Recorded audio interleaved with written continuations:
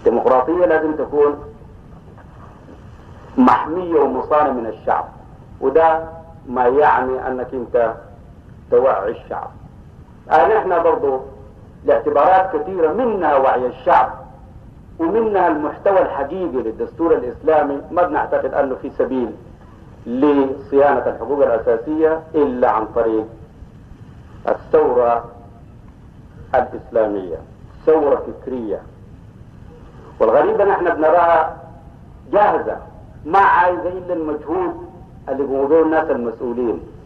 الشعب السوداني شعب جاهز، شعب كبير في الحقيقة، واعتقد أن ثورة أكتوبر دللت على الصورة دي بشكل منقطع النظير. لما قامت الانقلابات العسكرية في الأرض، ونحن عندنا في الشرق الأوسط بدأت بسوريا انقلاب الزعيم حسني الزعيم اسمه في سنة 48.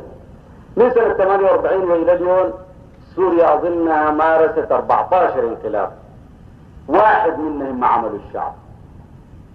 ما غير في التاريخ لغاية الآن، والانقلابات كثيرة عسكرية في أمريكا اللاتينية بصورة خاصة، ما في انقلاب قام به الجيش ثم الشعب صار ضد الجيش وقوض حكمه إلا الشعب السوداني.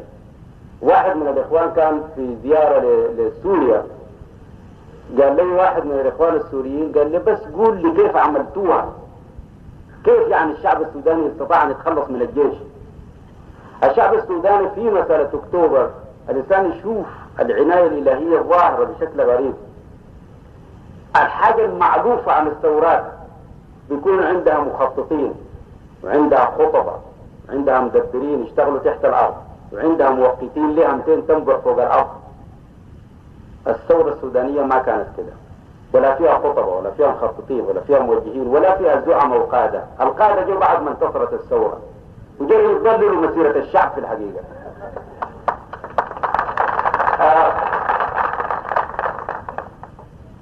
الثورة كانت غريبة بمعنى أنه في كل جهة تشبه بعض.